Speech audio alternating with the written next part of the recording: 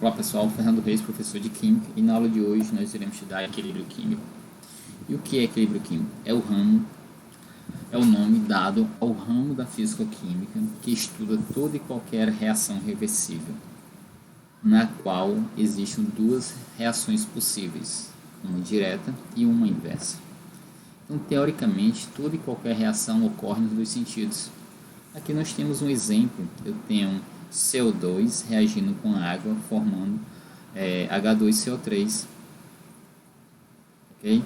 Então, esse H2CO3 se decompõe, forma quem? Água e CO2. E aqui nós temos uma reação em equilíbrio, onde essa reação ocorre em dois sentidos, no sentido direto e no sentido inverso. Então, quando eu digo que uma reação ocorre em dois sentidos, eu quero dizer que os reagentes se transformam em produtos e os produtos se transformam em reagentes. Então, eu tenho uma equação A e B reagindo, formando C e D.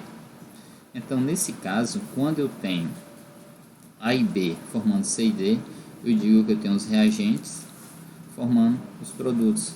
Nessa situação, eu digo que eu tenho uma reação direta. Okay? Quando os produtos reagem entre si e formam reagentes, eu digo que eu tenho uma reação indireta ou uma reação inversa, certo? Então, o equilíbrio químico ele ocorre quando as velocidades direta e inversa se igualam sob temperatura constante. Então, isso aqui é importante lembrar. A temperatura ela é constante, ok?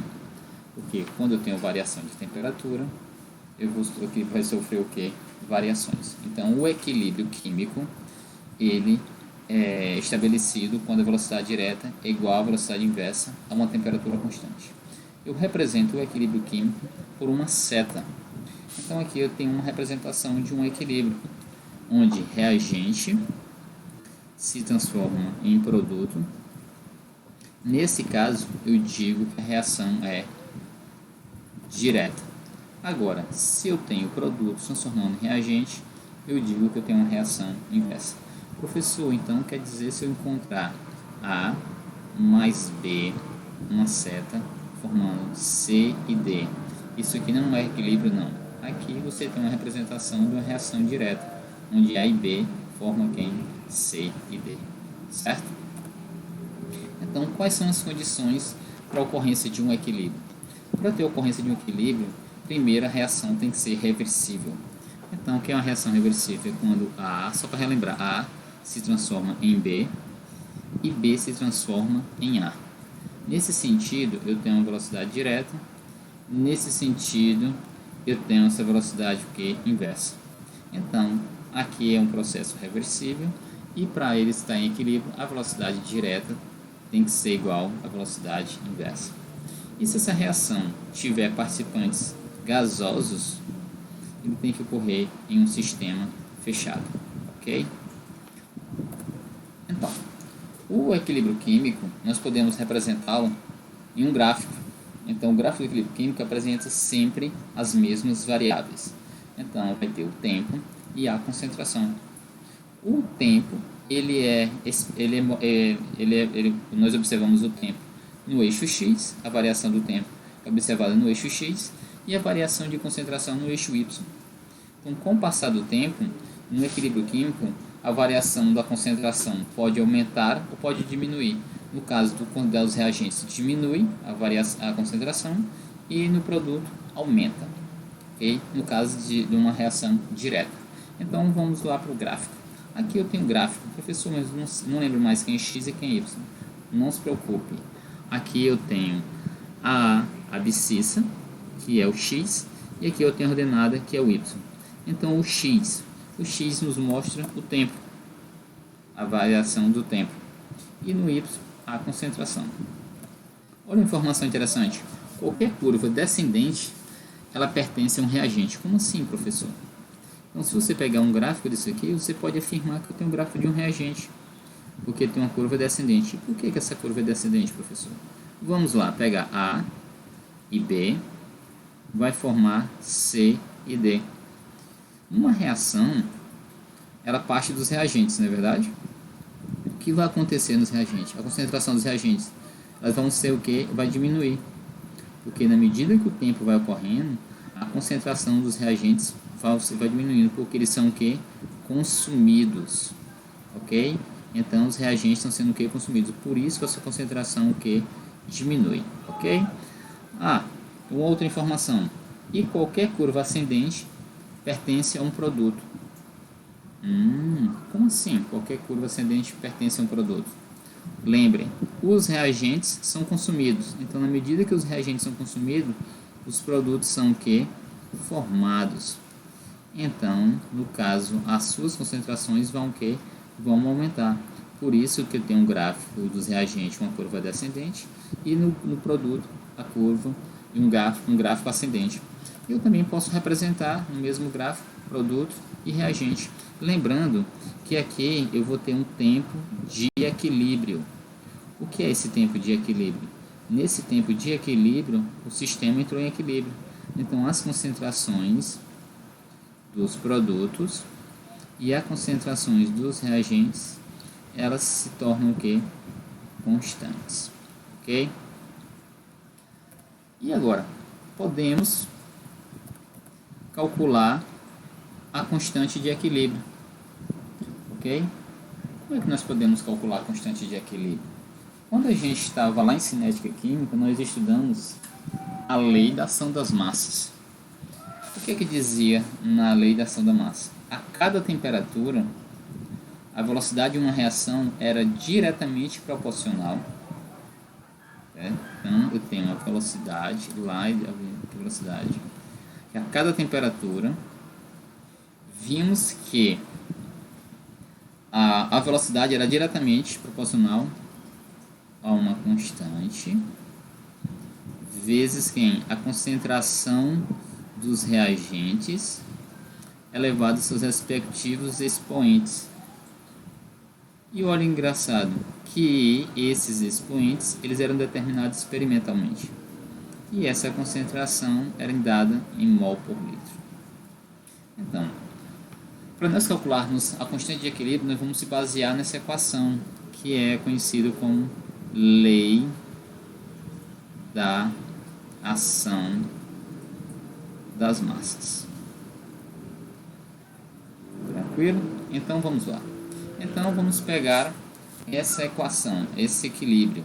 A reagindo com B, formando C e D. O Azinho é o expoente de A, Bzinho é o expoente de B, Czinho é o expoente de C, é o coeficiente de C, e Dzinho é o coeficiente de D. Quando nós colocarmos na equação, Azinho é expoente de A, Bzinho é expoente de B, Czinho é expoente de C e Dzinho é expoente de D. Vamos já ver para não gerar muita confusão. Então vamos lá. Então aqui eu tenho velocidade direta e aqui eu tenho velocidade inversa. Vamos observar a lei da ação das massas para a velocidade direta e para a velocidade inversa. Para a velocidade direta, eu tenho velocidade diretamente proporcional a uma constante vezes a concentração de A elevado a Azinho. Qual é o coeficiente de A? Era Azinho. Então, ele vai ser o expoente de A. Vezes concentração de B. Bzinho era o quê? Coeficiente em B. E ele vira expoente em B. Ok? Agora nós vamos para a reação inversa. A reação inversa, pessoal, eu vou ter velocidade igual K2 vezes concentração de C elevado a Czinho de D elevado a Dzinho. Pessoal, por que eu peguei agora a concentração de D e concentração de C? Quando eu estava na velocidade direta, quem influenciava, as concentrações que influenciavam a essa velocidade direta era quem? As concentrações de A e B. Ok? Então eram os reagentes para formar aqui os produtos. No caso da velocidade inversa, quais são as concentrações que vão influenciar diretamente nessa velocidade? É C e D. Então eu tenho aqui a lei da ação das massas para a velocidade direta e para a velocidade inversa. Nós vimos que no equilíbrio a velocidade direta é igual à velocidade inversa. Então o que é que eu vou fazer? Eu vou igualar essas duas velocidades. A velocidade direta é igual à velocidade inversa. Então está aqui, eu igualei velocidade direta é igual à velocidade inversa. Quem é a velocidade direta? K1 vezes concentração de A elevado a Zinho, vezes concentração de B elevado a Bzinho, e aqui K2, que é a velocidade inversa, concentração de C elevado a Czinho, de D elevado a Dzinho. O que é que eu vou fazer? Eu vou fazer uma reorganização. Eu vou pegar o K1, vou dividir por K2, porque ele vai vir para cá dividindo K2, e esse aqui vem para cá dividindo. Então o que é que eu vou ter? K1 sobre K2 igual concentração de C elevado a Czinho vezes concentração de D elevado a Dzinho dividido por concentração de A elevado a Zinho, concentração de B elevado a Bzinho. Se você observar bem, olha o que é que eu tenho aqui. Eu tenho nada mais do que a divisão. Eu apenas fiz isso, trouxe K2 para cá e a concentração de A e B dividindo C e D. O que é constante dividido por constante? É uma constante. Então é igual concentração de C vezes concentração de D dividido pela concentração de A vezes B. Professor, é muita informação. Não. É bem simples. O que é que você basta observar? Aqui eu tinha a equação, ó, A mais B formando C e D, não é verdade? Aqui, ó, o que é isso aqui?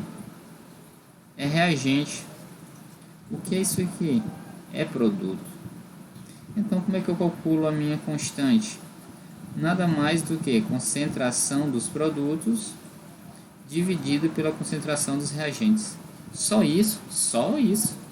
Vamos pegar uma equação genérica qualquer. 2x mais y igual a 2w. Isso aqui é o que? Reagente. Isso aqui é o que? Produto. Então, a constante fica concentração de W. Aqui, qual é o coeficiente de W? 2. Então, ele vira expoente sobre concentração de X. Quem é o coeficiente de X? 2. Então, expoente 2. Y é 1 o coeficiente. Então, expoente 1. Ok? É bem simples. Vamos fazer alguns exemplos aqui.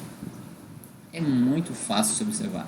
Aqui, ó, se você tiver com dificuldade, faça isso. Ó. Aqui é reagente. Aqui é reagente. Reagente.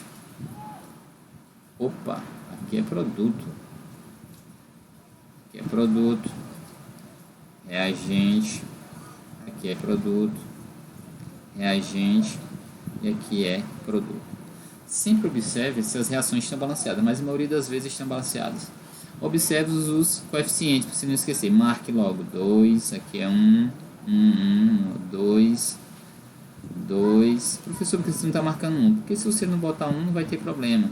E aqui 2, e aqui 2, ok? O que é que você vai fazer? Apenas substituir. Constante é igual. Aí o que é que você vai fazer? Observar a concentração dos produtos e seus respectivos expoentes. Então, quais são os produtos aqui? É N2 e a água. Qual é o coeficiente de N2? 1. Eu coloco 1 aqui. Você não precisa, coloca, então tanto faz. 1 e 1. Aqui é quem? Os produtos. Sobre os reagentes. Quem são os reagentes? NO e H2. Opa, qual é o coeficiente de NO? 2. Então, o expoente vai ser quantos? 2. Qual é o coeficiente de H2? 1. Então, o expoente vai ser quanto? 1. Ok? Na outra, no mesmo caso, a gente pega a constante e a concentração dos produtos. Quem é o produto? NOBR. E aí você observa, eu tenho aqui um coeficiente, é quanto? 2. Então, esse coeficiente vira quem? Expoente 2. Agora, nos reagentes, eu tenho NO e quem? E BR2. Então, vamos lá. Qual é o coeficiente de NO? 2. Então, o expoente 2. BR 1. Qual é o expoente? 1. Aqui do mesmo jeito, para você, pessoal, ficar repetindo não faz mal. Pelo contrário, faz com que você acabe memorizando bem mais. Então aqui eu tenho reagente e produto. A constante é igual. Qual é a concentração dos produtos? Aqui vai ser concentração de HI, o expoente é 2, o expoente 2, dividido por, aqui eu tenho hidrogênio e iodo, o expoente 1, perdão, coeficiente 1, expoente 1, coeficiente 1, expoente 1. Nessa outra aqui, no mesmo caso, qual é? Aí você vem aqui, opa, aqui teve um pequeno detalhe, eu esqueci do oxigênio aqui, ó. Então vai ficar isso aqui, NO2. Aqui, qual é o expoente? Então essa equação aqui, ela está toda errada. Beleza? Devo ter copiar e copiei errado. Pois pronto, vamos fazer ela certa agora. O que a gente vai fazer? A constante é igual a concentração de NO2 elevado ao seu expoente, ao seu coeficiente. Qual é o seu coeficiente? Era 2. Então o seu expoente vira quanto? 2. Aqui, NO2, O4, dividido, elevado, perdão, pelo seu coeficiente, que é quanto? 2. Ok? Fica isso aí, pessoal. Não tem como errar em hipótese alguma. Tranquilo? Pessoal, ficamos por aqui. Até a próxima aula, beleza? Bons estudos. Não lembrar, não lembrar, não esquecer de dar uma lida no livro, tentar responder questões, qualquer dúvida, a gente tira na próxima aula.